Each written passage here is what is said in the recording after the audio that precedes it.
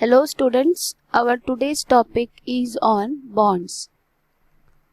Now bond is one type of borrowed fund which is collected from bondholder. It is a type of borrowed fund, therefore the bondholder is called a creditor of a company. The bondholder get fixed rate of interest. So bond is like a debt security. It is a formal contract between the bondholder and the company. That company has owed some money from the bondholder. In this contract, it is written that the company has to repay borrowed money with interest to the bondholder. Bond is like a loan. The holder of a bond is a lender to the institution. The holder of a bond is called bondholder. He is a creditor of a company and he gets fixed rate of interest. All bonds have maturity date and is paid in cash at certain date in future. Means all bonds have some maturity date. Maturity date means a date where the bond is repayable or a date when the bond is repayable. So all bonds have some maturity date. On that maturity date, a bondholder is paid in cash at certain means fixed date in future. According to Webster Dictionary, a bond is an interest-bearing certificate. Means bond is an interest-bearing certificate which is issued by a government or business firm promising to pay the holder a specific sum at a specified date. Means a bond is a certificate which assures an interest which may be issued by a government or a business firm, and in that certificate it is promising to the holder that the bondholder will get a money, a specific sum at a specified date. Thus, a company borrows money and issues bond. A company collect money and issues bond as an evidence, as a proof of debt. Interest is payable on bond at fixed interval or on maturity of bonds. So interest is fixed, interest rate is fixed and it is payable on bond at a fixed interval or on maturity of bonds. Looking at the meaning, there are some features of bond. Let's see what are the features of bonds. First feature of bonds is nature of finance. A bond is a borrowed capital, therefore it is a debt finance. It provides long-term finance, means it can be utilized for long-term source like purchasing fixed asset. The bonds can be issued for longer period. It can be issued for longer period. In your textbook it is given it may be issued for 5 year, 10 year, 25 year or 50 year and so on. So it is a debt finance. It provides long-term finance. It is utilized for a long-term purposes.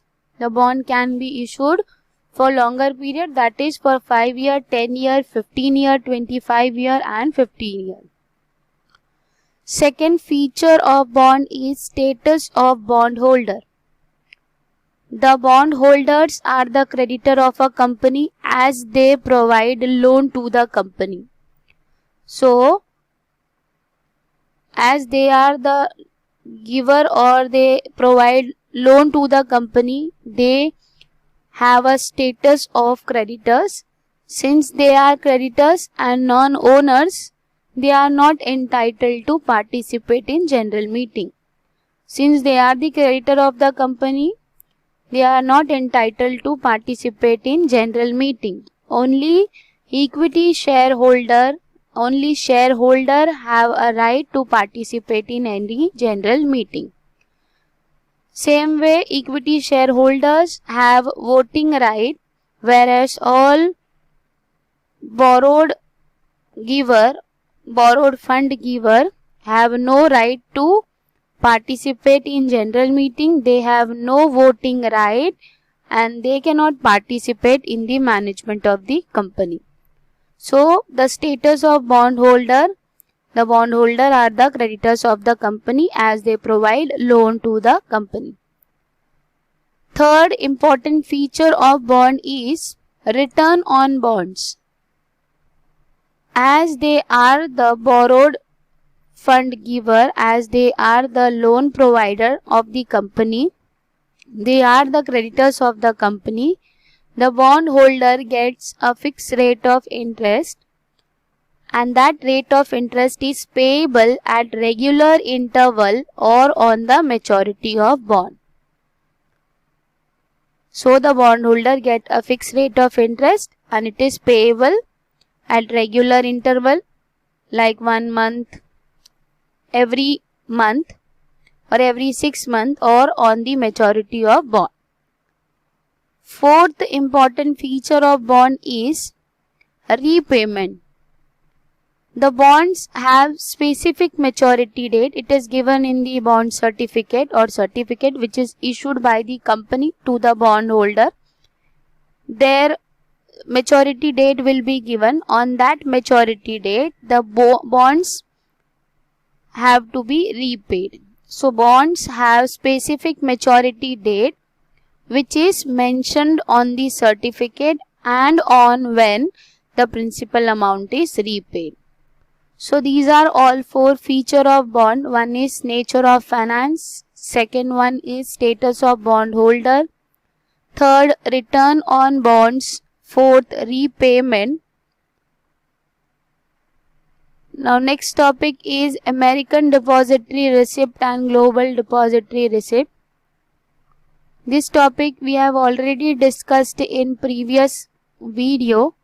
American Depository Receipt means that receipt or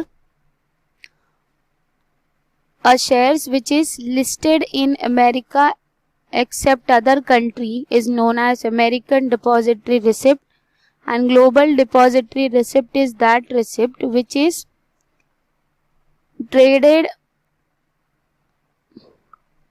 in other country except USA. This can be done through an intermediary called depository. Example of depository is given here: Bank of New York, Citigroup, etc. They act as a foreign depository bank. The depository bank issue ADR and GDR to their investor against these shares. The ADR and GDR are always fixed, have a fixed number of shares. ADR and GDR are traded like regular shares.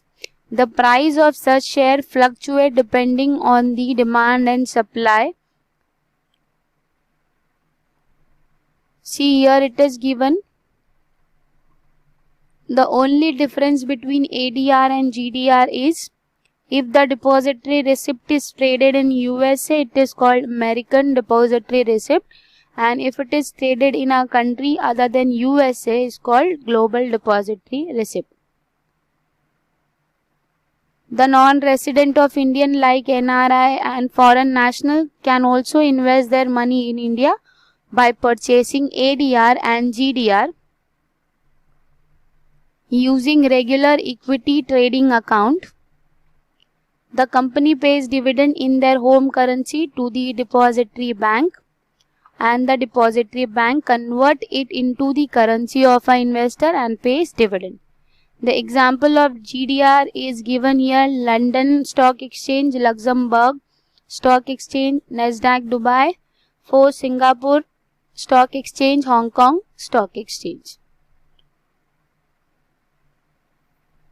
Okay, in next video we will study what is commercial bank.